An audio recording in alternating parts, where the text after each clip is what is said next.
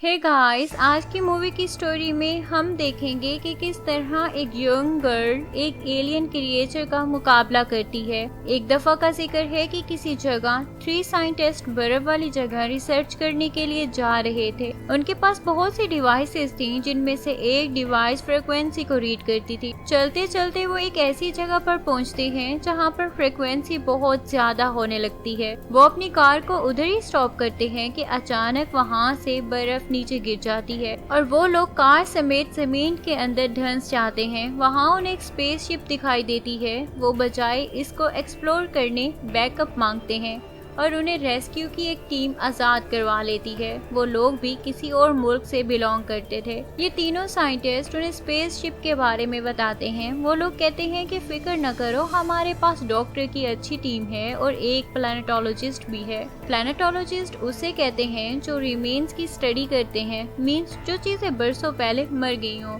फिर वहाँ डॉक्टर्स और एक लड़की केट को बुलाया जाता है। नेक्स्ट डे वो स्पेसशिप के पास जाते हैं और उसकी रिसर्च करते हैं। उन्हें पता चलता है कि ये स्पेसशिप बाहर से तो छोटी लग रही थी, मगर अंदर से बहुत ह्यूज है। मजीद एक्सप्लोर करने लगते हैं तो उन्हें एक क्रिएचर नजर आती है। ये क्रिएचर बहुत बड़ी मालूम हो रही थी और मूव नहीं कर रही थी। केट वापस अपनी रिसर्च लैब आ जाती है और बाकी डॉक्टर्स को कहती है कि हमें वो क्रिएचर बर्फ समेत उठानी पड़ेगी। क्योंकि वो एक पैलेंटोलॉजिस्ट थी, इसलिए वो पता लगा सकती थी कि ये क्रिएचर कितने साल पुरानी है और कौन सी क्रिएचर है। नेक्स्ट डे मशीनों के जरिए उस क्रिएचर को बर्फ समेत बाहर निकाल लिया जाता है। अब केट उस पर एक्सपेरिमेंट करना चाहती थी कि वहाँ एक डॉक्टर आता है। वो केट को कहता है कि इसकी बॉडी का एक पार्ट मुझे चाहिए। अगर बॉडी का पार्ट नहीं मिल सकता तो एटलीस्ट मुझे एक टिश्यू ही दे दो। मैं चाहता हूँ कि खुद भी इस क्रिएचर की रिसर्च करूँ। केट इससे मना कर देती है और कहती है कि ये खतरनाक हो सकता है। ये क्रिएचर इस दुनिया की बिल्कुल भी नहीं है। ना आज तक इसे किसी ने देखा, ना कोई इसके बारे में जानता है। ये ना हो हम किसी मुसीबत में फंस जाएं। डॉक्टर ये सुन के आग बगोला हो जाता है और कहता है कि ये रिसर्च लैब तुम्हारी है या मेरी। केट को बहुत अजीब लग रहा होता है कि डॉक्टर इससे कुछ छुपा रहा है, वरना वो ऐसे पेश कभी ना आते। नेक्स्ट डे वो ही डॉक्टर उस क्रिएचर का एक टिश्यू निकाल ही लेता है और उस पर रिसर्च करने लगता है। थोड़ी देर ही गुजरती है कि उस क्रिएचर की बर्फ पिघलना स्टार्ट हो जाती है और वो अचानक से बर्फ से बाहर आ जाती है। वहाँ मौजूद एक इंसान भाग के जाता है और सबको इस बारे में आगाह कर देता है। वापस आते हैं तो उनका डॉग बहुत जख्मी होता है। उन्हें पता चल जाता है कि ये क्रिएचर के अलावा और किसी का काम नहीं हो सकता है। वो उसे ढूंढने लगते हैं कि वो क्रिएचर अपना एक टेंटिकल फेंकती है और एक डॉक्टर को अपने पास खींचने लगती है। एक डॉक्टर उधर ही मौत के घाट उतर जाता है और उसके खून के छींटे दूसरे डॉक्टर के मुंह पर पड़ जाते हैं। दूसरा डॉक्टर फौरन चला के लोगों को बुलाता है और सब लोग उस क्रिएचर को शूट करने लगते हैं और शूट करने के बाद उस क्रिएचर को आग लगा देते हैं। अब की बार डॉक्टर कहते हैं कि हमें इस क्रिएचर की ऑटोप्सी करनी चाहिए ताकि हमें सब पता चल सके कि आखिर ये क्रिएचर थी क्या। उस क्रिएचर की बॉडी काटी जाती है तो अंदर से वो ही साइंटिस्ट निकलता है जिसे थोड़ी देर पहले क्रिएचर ने निगला होता है। उसके ऊपर सेल की एक टैग चढ़ाई जा रही थी और साथ ही उसकी बॉडी से एक मेटल का टुकड़ा भी निकलता है। अब कैट ये सोचने पर मजबूर हो जाती है कि ये मेटल का टुकड़ा कहाँ से आया। कैट इस केस की मजीद छानबीन करती है तो उसे पता चलता है कि इस क्रिएचर के सेल ऑटोमेटिकली साइंटिस्ट के सेल के साथ अटैच हो रहे हैं। वो बहुत डर जाती है कि कहीं ऐसा तो नहीं कि वो क्रिएचर साइंटिस्ट की बॉडी को यूज करके वापस जिंदा हो जाए। दूसरी तरफ जिस साइंटिस्ट के मुंह पर खून आया था उसकी हालत खराब हो रही थी।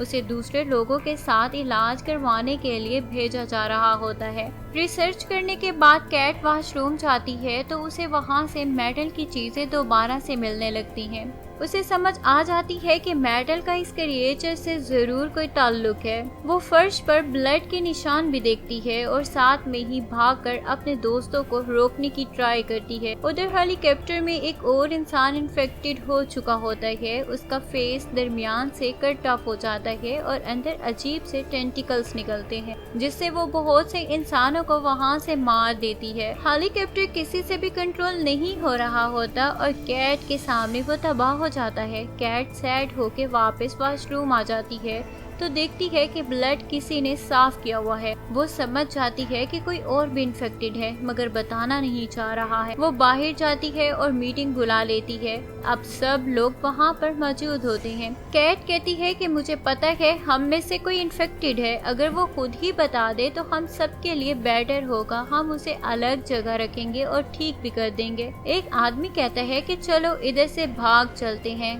कैट कहती है कि नहीं, भागना नहीं है वरना ये इन्फेक्शन सब में फैल जाएगा, और मजीद कहती है कि मुझे सबके ब्लड के सैंपल्स चाहिए ताकि पता चल जाए कि इन्फेक्टेड कौन है। जब ये मीटिंग खत्म होती है तो एक लड़की कैट के पास आती है और कहती है कि मुझे पता है इन्फेक्टेड इंसान कौन है। कैट को उसका बिहेवियर बहुत अजीब लग रहा होता है। वो समझ जाती है कि हो सकता है कि ये खुद इन्फेक्टेड हो। उसका शक ठीक निकलता है और थोड़ी ही देर बाद लड़की की बॉडी से अजीब क्रिएचर निकलने लगती है। वो बहुत भयानक हो चुकी होती है और कैट पर अटैक करने लगती है। थोड़ी ही देर में वो इनके एक और साथी को मार डालती है। अब इस बार कैट का दूसरा साथी आता है और फायर गन से उसको जला के राख कर देता है। अब कैट कहती है कि हमें ब्लड सैंपल दोबारा से लेने होंगे। इतने में दो आदमी नजर आने लगते हैं जो दिखने में हेलीकॉप्टर एक्सीडेंट में मारे जा चुके थे मगर अभी भी सरवाइव कर चुके थे। उनमें से एक आदमी का नेम सैम था। इन दोनों को अलग रखा जाता है ताकि पता चलाया जा सके कि इनमें से भी कोई इन्फेक्टेड है या नहीं। दूसरी तरफ जो कैट ने ब्लड सैंपल लिए थे उन सबको आग लगा दी जाती है। इसका मतलब था कि इन सब में अभी भी इन्फेक्टेड लोग मौजूद थे। कैट बहुत क्लेवर थी, उसे पता था कि इन्फेक्टेड लोगों के दांतों में मेटल नहीं होगा क्योंकि उनकी बॉडी किसी किस्म का मेटल एक्सेप्ट नहीं कर सकती। कैट सबको लाइंस में खड़ा करती है और सबके दांत देखना स्टार्ट करती है मगर उन सब में से कोई भी इन्फेक्टेड नहीं होता। अब वो कहती है कि जो दो लोग हेलीकॉप्टर से आए उनको भी लाया जाए ताकि मैं उनको चेक कर लूं। जब उन्हें चेक किया जाने लगता है तो वो वहाँ पर मौजूद ही नहीं होते बल्कि भाग चुके होते हैं। इसका मतलब था कि उन दोनों में से कोई जरूर इन्फेक्टेड है।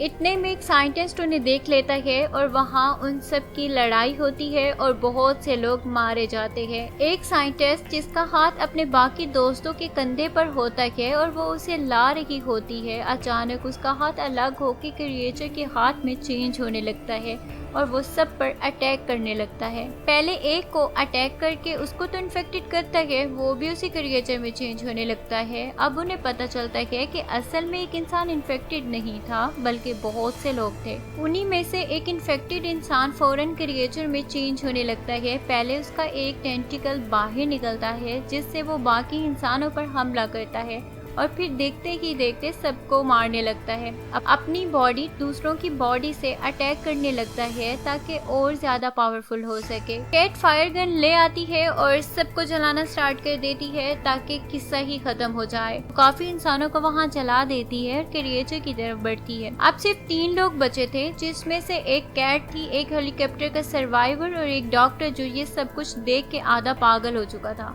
कैट फायर गन लेके क्रिएचर की तरफ जाने की ट्राई करती है और उसे जलाना स्टार्ट करती है। कैट हिम्मत नहीं हारती और उस पर आग बरसाने लगती है जिससे वो उधर से झुलस जाती है। आधा पागल डॉक्टर अपने इमोशंस को बैठता है और वहाँ से भागने की ट्राई करता है। वो कहता है कि अगर अब एक पल भी इधर नहीं रहना है, सब मेरी जान के दुश्मन हैं, और वहाँ से भाग जाता है। असल में वो डॉक्टर भी इन्फेक्टेड होता है और डर रहा होता है कि कहीं मुझे भी ना जला दिया जाए। कैट और सैम उसे ढूंढने की ट्राई करते हैं मगर अब वो अजीब क्रिएचर में चेंज हो चुका होता है तो वो फौरन ही कैट पर अटैक कर देता है। कैट ने बैकअप प्लान के तौर पर अपने पास एक बॉम्ब रखा हुआ होता है कि इन केस अगर कुछ बुरा हैपन होता है तो वो बॉम्ब के जरिए सब कुछ डिस्ट्रॉय कर सकती है।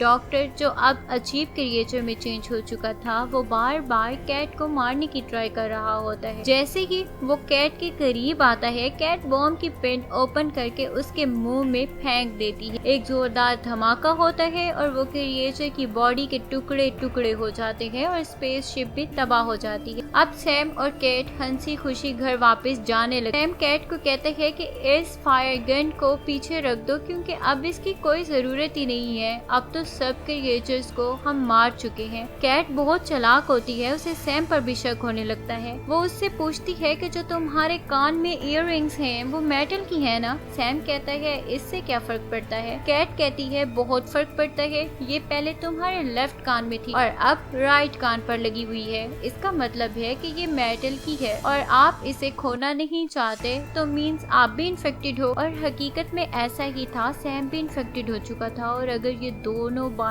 की दुनिया में जाते तो पता नहीं इनकी वजह से और कितने लोग इन्फेक्टेड हो जाते। कैट अपने दिल पर पत्थर रख के फायर गन निकाल लेती है और सैम को जलाना स्टार्ट कर देती है। सैम चीख रहा था, चिल्ला रहा था कि उसे मत मारो। थोड़ी ही देर में वो आवाजें क्रिएचर की भयानक आवाजों में चेंज होने लगती हैं और कैट एक और क्रिएचर का खात्मा कर चुकी होती है। सुबह होती है तो एक हेलीकॉप्टर बैकअप के लिए आता है और देखता है कि कोई बचा है या सब मर चुके हैं। इतने में हेलीकॉप्टर का दूसरा बचा हुआ इंसान भी निकलता है जो सैम के साथ आया था। वो इन्फेक्टेड नहीं था और आते ही हेलीकॉप्टर के पायलट्स के दांत चेक करता है कि कहीं कोई मेटल इनके दांतों में तो नहीं है। अब यहाँ कोई इंसान इन्फेक्टेड नहीं था। अचानक वहाँ से एक डॉग निकल के भागने लगता है। ये वही डॉग होता है जिसे सबसे पहले क्रिएचर ने इन्फेक्टेड किया होता है। अगर ये भाग जाता तो इससे बहुत ज्यादा इंसान मजीद इन्फेक्टेड हो जाते। इससे हेलीकॉप्टर पर मौजूद सोल्जर्स को ऑर्डर दिया जाता है कि इसे भी खत्म कर दो। वो फौरन उस डॉग को भी शूट कर देते हैं। अब सब सेफ होते हैं क्योंकि उन्होंने सब इन्फेक्टेड लोगों को मार दिया होता है। अब कैट और कुछ बच्चे कुछ लोग वापस अपनी दुनिया में जाते हैं और अपनी बाकी की लाइफ हंसी खुशी गुजारने लगते हैं। तो गाइस कैसी लगी आप लोगों को इस मूवी की स्टोरी? आई होप कि आप लोगों ने एंजॉय किया होगा। तो गाइस मैं मिलती हूँ आप लोगों से अपनी आने वाली नेक्स्ट वीडियोस के साथ। तो तब तक के लिए बाय गाइस।